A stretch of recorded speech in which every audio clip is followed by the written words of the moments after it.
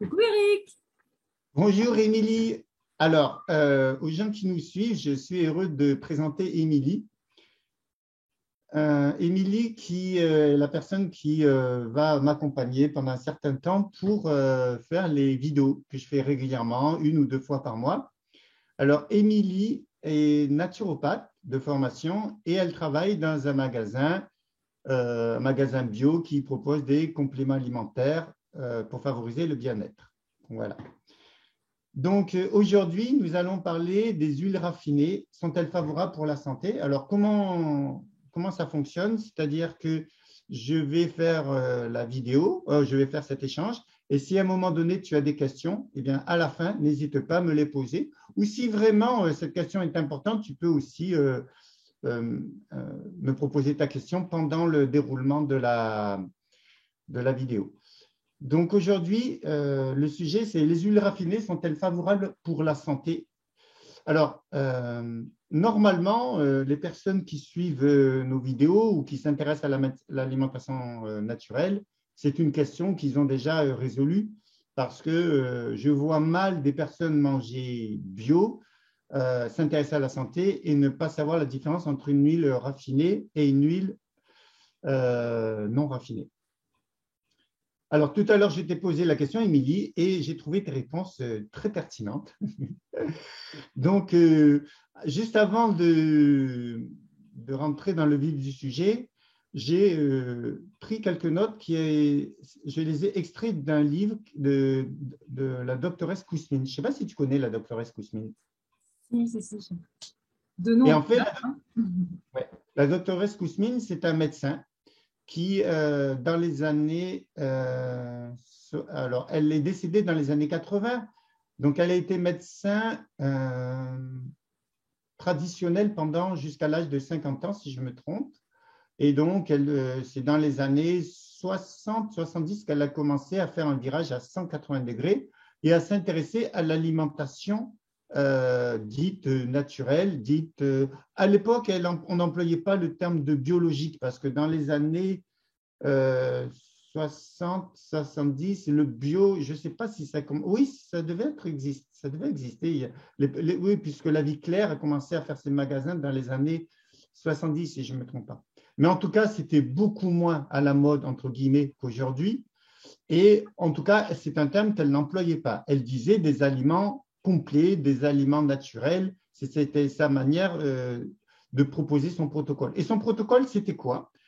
C'était juste proposer une alimentation atoxique avec des produits, donc des fruits, des légumes, des bons acides gras, des céréales de bonne qualité. Elle ne préconisait pas du tout ni le crudivorisme, ni le véganisme, ni le végétalisme. Euh, Loin de moi de critiquer ces courants de pensée, mais c'était elle avait plutôt une approche omnivore, c'est-à-dire qu'elle encourageait ses patients à consommer une alimentation de qualité et une alimentation variée. Mais elle insistait sur la qualité des acides gras, la qualité des sucres, la qualité des céréales non raffinées, etc. Et elle a expliqué que selon elle, et d'après les recherches qu'elle a faites, il y a eu une augmentation significative des maladies graves telles que le cancer à partir du moment où on a raffiné les huiles et où on a raffiné le sucre. Elle dit que le sucre, les céréales et les huiles, ça a été pour elle des éléments qui sont à l'origine de la décadence que l'on peut observer sur le plan de la santé.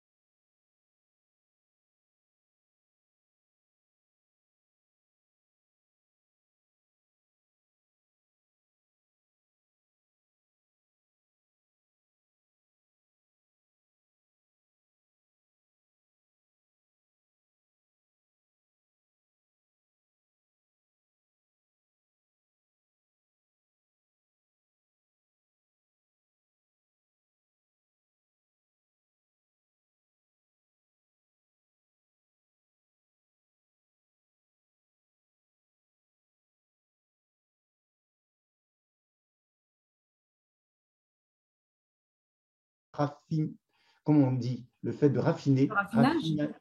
le raffinage des huiles s'est produit. Et alors qu'avant, on produisait les huiles par première pression à froid, eh bien, on a commencé à utiliser la chaleur et les solvants chimiques, comme je l'ai dit tout à l'heure. Et il faut savoir que, alors ça c'est intéressant parce que la docteure Kousmine affirme ça, moi je ne l'aurais pas affirmé, mais elle explique que les dépressions n'ont jamais été aussi importantes à partir de la Deuxième Guerre mondiale. Et elle explique une partie de la dépression. Alors, on ne va pas dire que toutes les dépressions ont pour origine la consommation des huiles raffinées. Ça serait évidemment erroné de dire ça. Mais selon elle, il y a un lien. Et elle dit que le nombre de dépressions qui sont l'une des conséquences d'une alimentation pauvre en certains acides gras a considérablement augmenté à partir de la Seconde Guerre mondiale, soit pratiquement en même temps que le changement du mode d'extraction des huiles végétales qui en a altéré la qualité biochimique.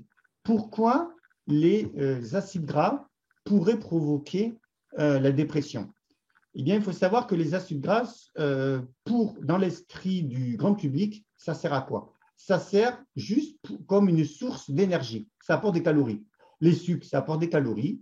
Et les acides gras, ça apporte des calories. Scientifiquement, on nous dit qu'un gramme de glucides égale 4 calories et un gramme de lipides amène 9 calories.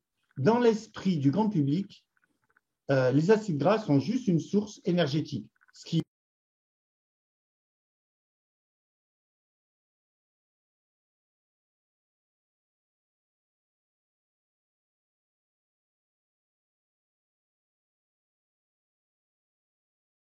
précurseurs des hormones, testostérone, progestérone, estrogène, sont les précurseurs des prostaglandines inflammatoires et anti-inflammatoires, pro-inflammatoires et anti-inflammatoires. Donc agissent au niveau du système immunitaire, elles contribuent à étanchéifier les membranes cellulaires. On sait que quand on a des membranes qui sont mal étanchéifiées, eh bien elles deviennent poreuses, n'importe quel germe peut rentrer et on est à l'origine, ça peut donner lieu à des maladies chroniques comme des rhumes, des maladies infectieuses, etc., surtout les maladies ORL, etc. Donc, on voit qu'on ne peut pas se permettre d'altérer la qualité des acides gras sans que cela entraîne des conséquences en termes de santé. Donc, pourquoi on a utilisé des solvants chimiques et la chaleur? C'est uniquement pour des raisons économiques. Le critère santé n'a pas du tout été pris en compte. Voilà. D'ailleurs, je crois que c'est France 2 qui, à un moment donné, voulait organiser une série télévisée sur les acides gras et tous les industriels leur avaient refusé que la caméra pénètre dans les locaux de ces établissements. Et on peut s'étonner pourquoi un industriel interdit au public de savoir ce qui se passe dans une huile qui consomme au quotidien. C'est quand même étonnant. Et le public, il ne s'en est pas ému, quoi. Mais en tout cas, c'est sa santé qui est en danger. Alors, le procédé, est-ce que c'est intéressant? Bon, je peux l'expliquer. Ils utilisent de l'hexane. Alors, pour extraire le maximum d'acides gras oléagineux, on les chauffe et on utilise des solvants chimiques, ce qui permet de récupérer pratiquement 100% des lipides, comme je l'ai dit tout à l'heure. Alors qu'en première pression à froid vierge, on n'en récupère que 30 à 50%. L'extraction à chaud se fait donc avec une chaleur située entre 160 et 200 degrés. Et ensuite, on ajoute un solvant chimique qui s'appelle l'hexane. Il faut savoir que cet hexane, on va essayer de le neutraliser, mais il y aura des traces d'hexane dans l'huile végétale. Alors, c'est un dérivé bon marché du pétrole, un solvant organique voisin du benzène qu'on ne peut éliminer complètement et dont des traces subsistent dans l'huile commercialisée. Ensuite, on traite aussi l'huile par de l'acide phosphorique et on neutralise le tout par de la soude caustique. Sa décoloration s'opère au charbon et à la terre activée, avec de l'acide sulfurique, après quoi on déodorise à la vapeur chauffée entre 220 et 300 degrés, ce qui fait monter la température de l'huile entre 150 et 170 degrés. Enfin, avant leur commercialisation, on recolore, parce qu'on lui a fait perdre sa couleur, on le recolore avec de l'huile, avec colorant de la famille E100 à E163. Alors, on fait, grosso modo, pour des raisons économiques, on extrait plus d'huile. Ces procédés laissent des traces qui sont délétères pour la santé et on utilise d'autres produits chimiques pour essayer de camoufler tout ça et de recolorer et de colorer. Je trouve que c'est complètement absurde comme processus lorsqu'on sait que tout ça, ça se fera au détriment de notre santé. Alors, conséquence du chauffage et du raffinage des corps gras, c'est que ça altère l'acide gras dans ses propriétés et ensuite, c'est toute votre santé qui va être remise en cause. D'ailleurs, la doctoresse Kousmine disait que ces huiles raffinées sont devenues des aliments dévitalisés, morts, dépourvus des facteurs nécessaires au bon fonctionnement de notre organisme, au renouvellement de nos tissus et de nos fonctions cognitives, de notre système immunitaire. Alors, ça touche évidemment le système immunitaire, le système hormonal précurseur, puisque les acides gras sont précurseurs des hormones telles que estrogène, progestérone, prégnénolone, testostérone, ainsi que des prostaglandines anti-inflammatoires et pro-inflammatoires. Alors, les pro-inflammatoires, on s'en fout, mais c'est surtout les anti-inflammatoires pour réguler les processus inflammatoires à l'origine de nombreuses maladies. Pourquoi on est obligé de dire que certaines huiles sont pro-inflammatoires? L'huile de tournesol est pro-inflammatoire pour une partie de sa transformation, mais dire que l'huile, comme certains naturopathes qui écrivent qu'il ne faut pas consommer des huiles de tournesol parce que l'huile de tournesol est pro-inflammatoire, eh bien, les naturopathes ou les hygiénistes, alors je suis naturopathe, je ne vais pas critiquer les naturopathes, mais ceux qui disent ça, c'est qu'il manque d'informations. J'ai vu des naturopathes écrire que l'huile de tournesol était dangereuse pour la santé. Alors, parce qu'elle était pro-inflammatoire, dire ça, c'est un raccourci. Pourquoi? Parce qu'en effet, lorsque l'huile de tournesol est dégradée grâce à des enzymes, il y a ce qu'on appelle des cascades. Les enzymes transforment, prend l'acide gras de départ, le transforme, ensuite on obtient un acide gras, et ensuite il y a une deuxième transformation, une troisième transformation. Ce sont des enzymes qui interviennent pour provoquer cette cascade de transformation.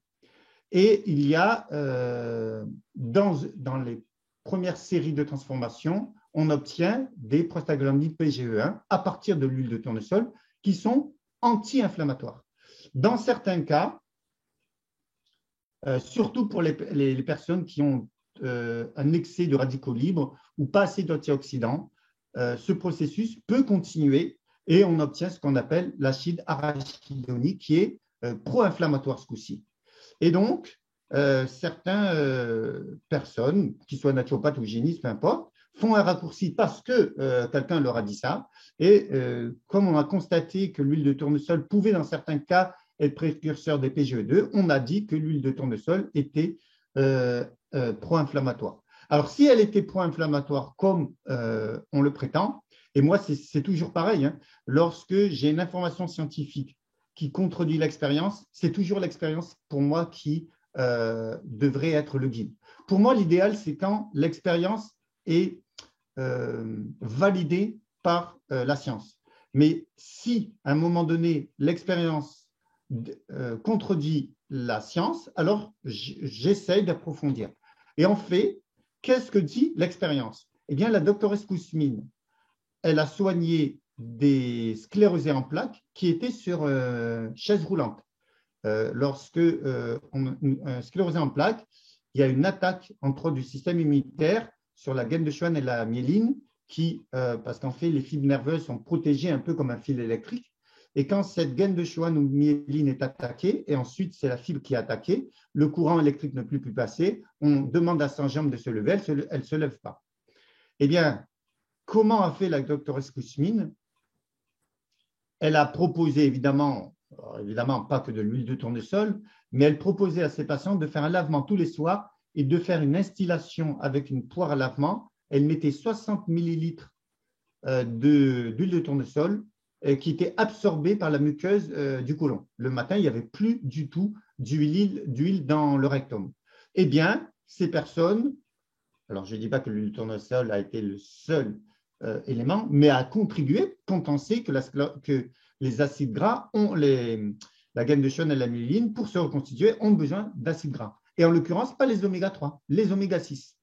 Et donc, dire que l'huile de tournesol est pro-inflammatoire et qu'il faut la bannir, comme certains professionnels de la santé, d'ailleurs qu'ils soient naturopathes ou hygiénistes ou médecins, le disent, nutritionnistes, parce que je l'ai vu aussi, eh bien, c'est une erreur, puisque l'huile de tournesol n'est pas que pro-inflammatoire, elle est anti-inflammatoire et devient pro-inflammatoire dans certains cas si certaines personnes ont des taux de radicaux libres élevés ou un manque d'antioxydants.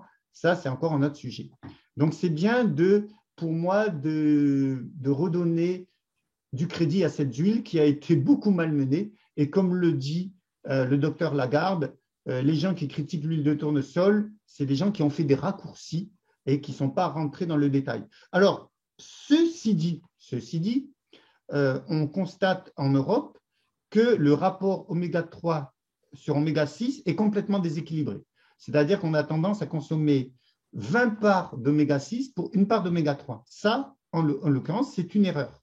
Et là, on va sur des processus déséquilibrés. Il faudrait, pour respecter les concurrences entre oméga 3 et oméga 6, consommer 4 parts d'oméga 6 pour une part d'oméga 3. Et donc, l'huile de noix respecte assez ce profil lipidique. Donc, les gens qui consomment de l'huile de tournesol vierge de première pression à froid, elles n'ont aucun souci à se faire si aussi elles consomment de l'huile de noix ou de colza et que, éventuellement, elles peuvent, si le régime leur permet, de consommer du poisson. Alors, je vais rentrer sur quelque chose d'un peu technique, mais je suis un peu obligé de le faire.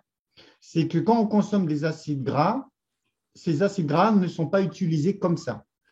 Si vous voulez obtenir certaines prostaglandines qui règlent le système immunitaire, les PGE3 et les PGE1 qui sont anti-inflammatoires, et si vous voulez aussi que vos acides gras contribuent à la régulation hormonale, tels que l'estrogène, progestérone, testostérone, etc., vous devez consommer des acides gras qui seront transformés au niveau hépatique, entre autres, grâce à des enzymes. Le problème, c'est que, alors, il y a deux grandes catégories des acides gras qui sont importantes pour que l'organisme les récupère. C'est les EPA-DHA qui sont dérivés des oméga 3 et l'acide alpha-linolénique pour la famille des oméga 6, dont l'huile de tournesol est à l'origine, entre autres. Pour obtenir ces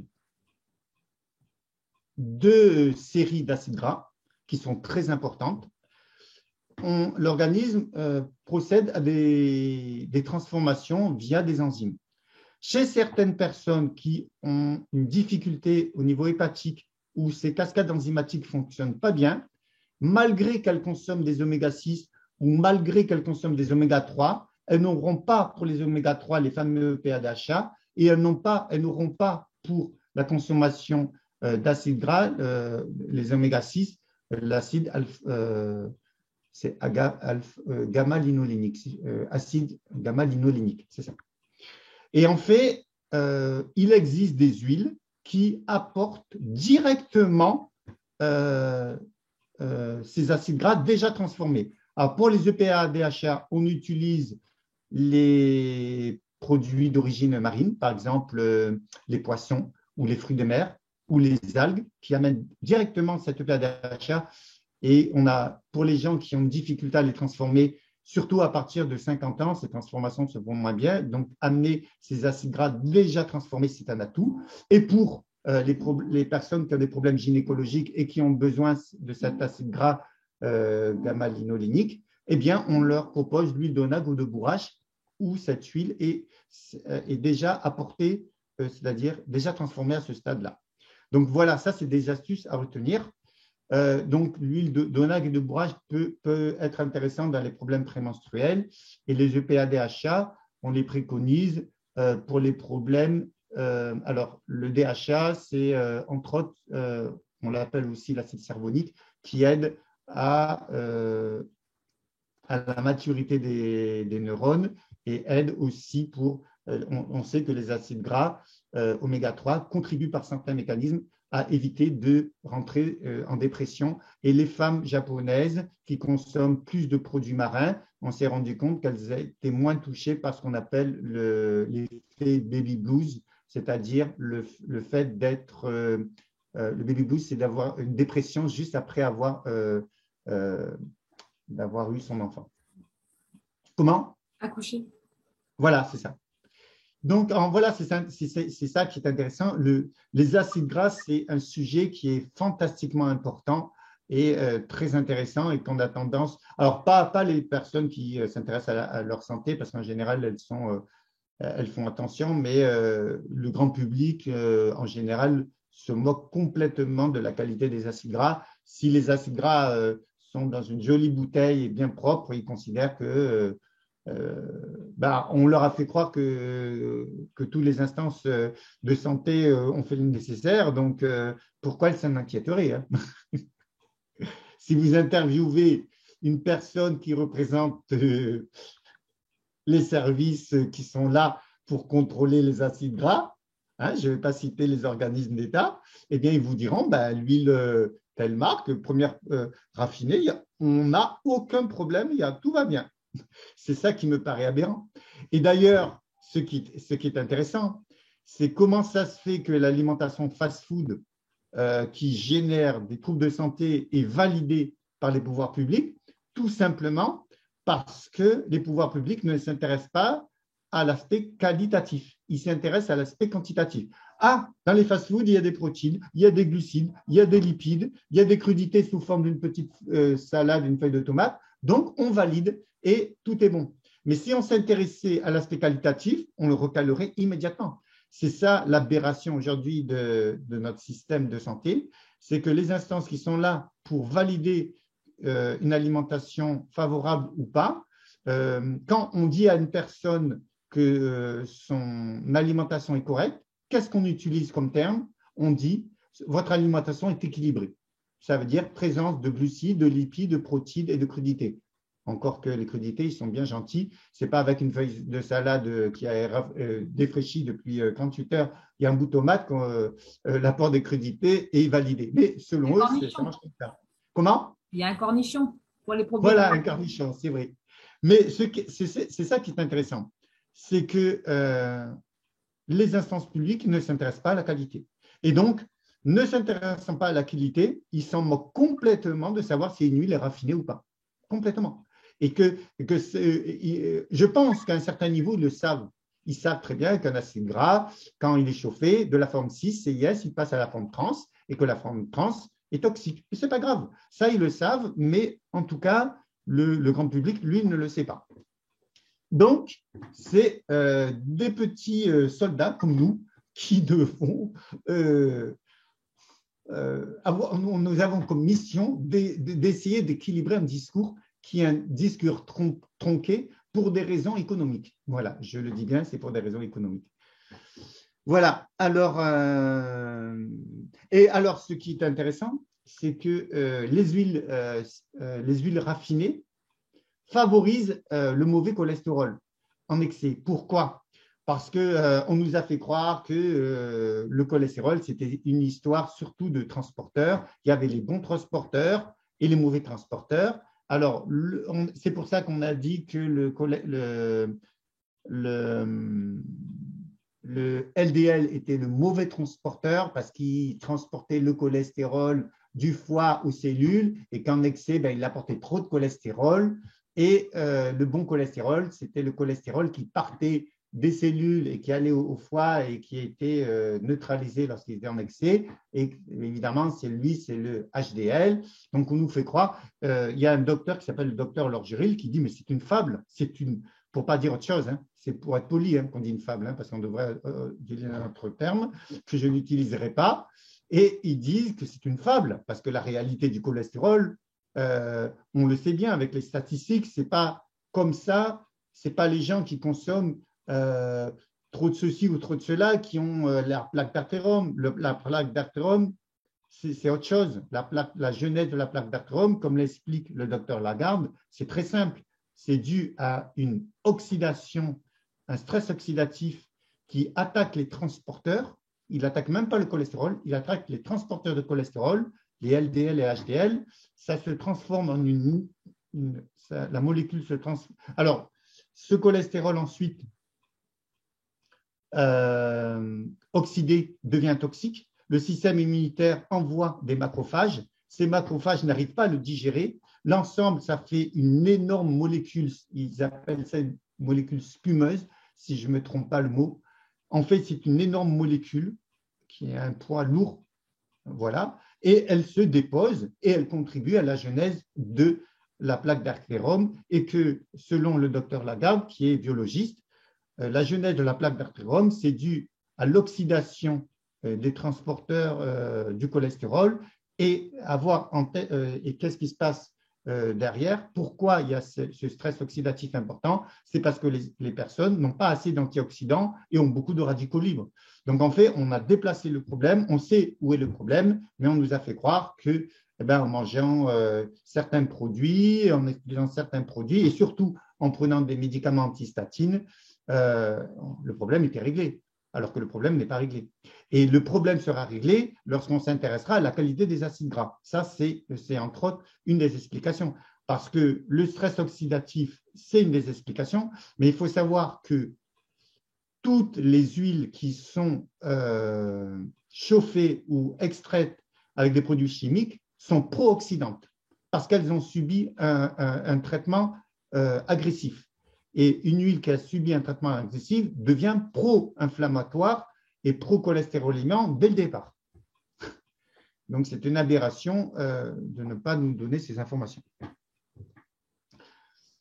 Voilà, donc après, on pourrait rentrer sur des aspects très techniques, mais je ne vais pas vous l'expliquer, parce qu'après, si on me demandait sur un plan chimique d'expliquer qu'est-ce qui se passe lorsqu'on chauffe une molécule, eh bien, je pourrais l'expliquer, mais bon, après, il y a une partie du public qui va être larguée parce que c'est trop technique, donc je vais le faire, je ne vais pas leur bassiner les oreilles avec des choses trop compliquées. Je pense que mon rôle est juste de faire passer un message qui soit audible et compréhensible par tout le monde.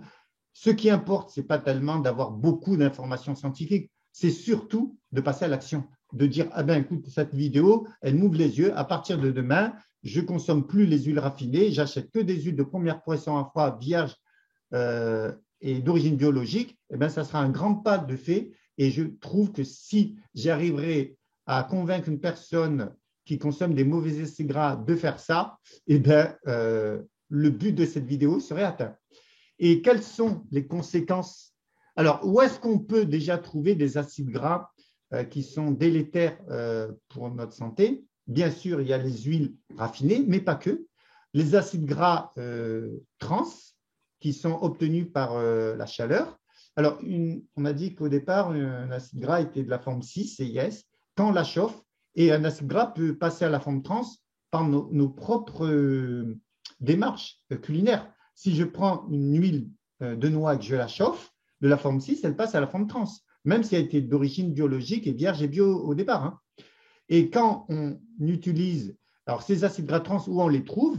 Dans les produits industriels, dans les huiles qui ont subi des transformations et qu'on a hydrogénées, dans les produits laitiers UHT ou pasteurisés, dans les viennoiseries, les croissants, les pains au chocolat, les pâtisseries, les gâteaux, les biscuits, les barres chocolatées, les pizzas et toutes les huiles que l'on consomme qui ne sont pas vierges de première pression à foie et d'origine biologique. D'origine biologique, pas obligatoirement, mais de préférence parce que si on nous met des produits phytosanitaires toxiques, ce n'est pas intéressant non plus.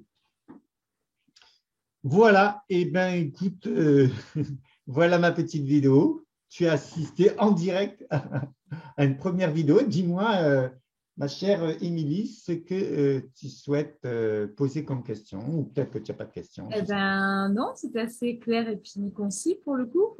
Après, j'ai juste appris que l'huile de tournesol, enfin, j'ai appris plein de choses, hein, mais entre autres que l'huile de tournesol, on pouvait également la trouver en non raffinée. Pour moi, je pensais que c'était une lubie, que l'huile de tournesol, elle était forcément raffinée, parce que sinon l'extraction, elle était trop difficile.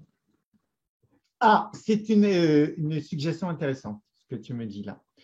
Mais avec On l'expérience peut, du docteur Kousmine dont tu as parlé, en fait, ça veut dire qu'effectivement, on peut avoir de l'huile de tournesol non raffinée. Mais j'imagine qu'il faut ça, aller la chercher loin, celle-ci. on en trouve. Hein.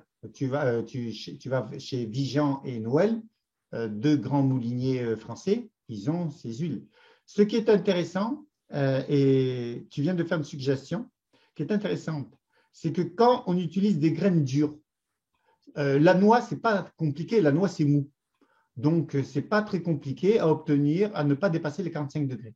Lorsque tu veux obtenir de l'huile à partir d'une graine dure, surtout par exemple le blé, le germe de blé qui est très dur, tu vois, c'est dur comme de la pierre. Eh bien, quand la meule va passer, l'échauffement mécanique va faire que la température va dépasser les 45 degrés. C'est quasiment impossible d'obtenir de l'huile de germe de blé de première pression à froid vierge et bio qui n'a pas dépassé les 45 degrés. Mécaniquement, c'est impossible. Il y en a qui vendent ce genre d'huile, mais c'est impossible parce qu'en effet, ils n'ont pas obtenu, ils n'ont pas utilisé la chaleur eux-mêmes, ils n'ont pas rajouté une source de chaleur, ils n'ont pas utilisé des solvants chimiques, mais la pression mécanique a dépassé largement les 45 degrés. Alors, moi, il y en a qui me disent qu'après, ils font une sorte de bain-marie, ils refroidissent.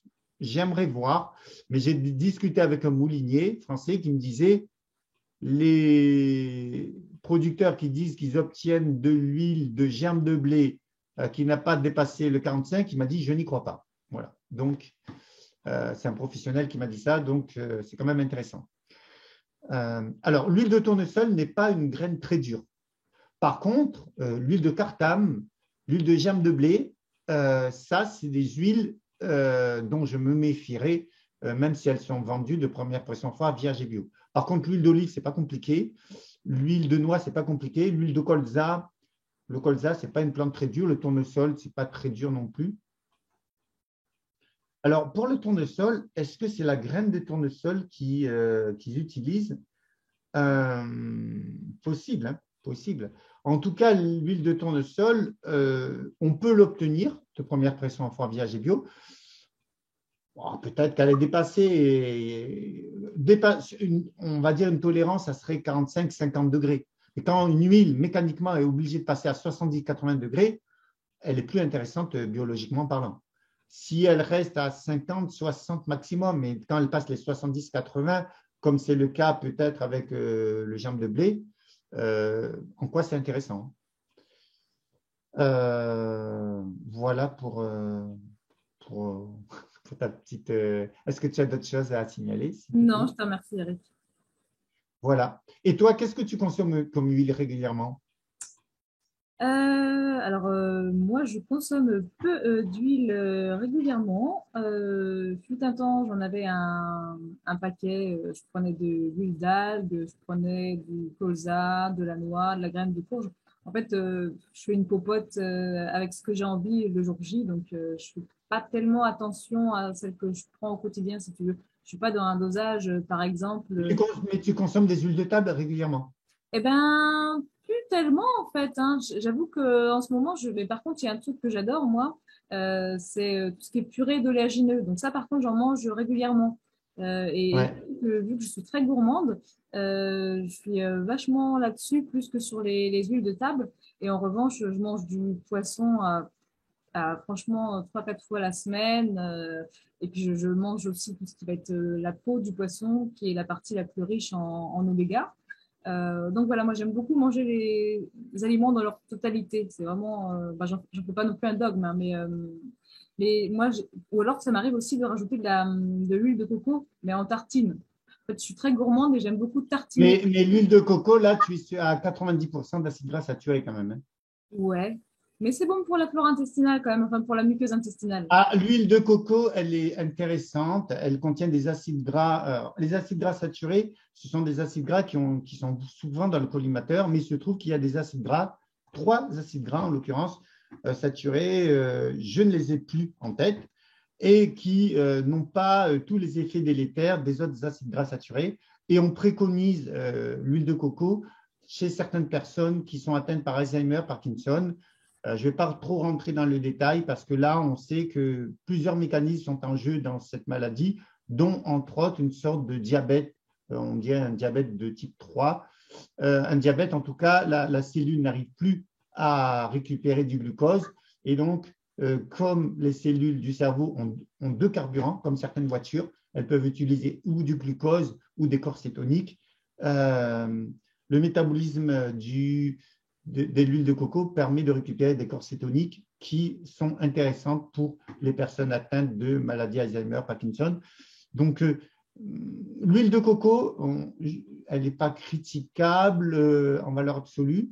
Elle est à consommer avec modération. Ça reste quand même un acide gras saturé à hauteur de 90% quand même, il ne faut pas l'oublier. Donc, de temps en temps, ce n'est pas problématique. Tu as raison de le dire, en fait, ça fait partie des acides gras qui pénètrent facilement la cellule, en fait. Ils sont à chaîne moyenne et pour le coup, ça fait qu'on peut en tirer facilement du bénéfice. Et par rapport à la flore intestinale aussi, c'est antibactérien, donc ça régule la flore intestinale. Et pour les cellules de l'épithélium aussi, pour la régénération. Donc c'est pour ça qu'elle est consommée aussi pour les troubles de tout ce qui va être côlon irritable, ce type de choses. D'accord. Ok. Eh bien, écoute, un grand merci pour cette première vidéo avec toi. J'ai bien aimé l'interaction. Et puis, on en fera d'autres. Avec grand plaisir. Voilà. Merci, Émilie. À bientôt. À plus tard.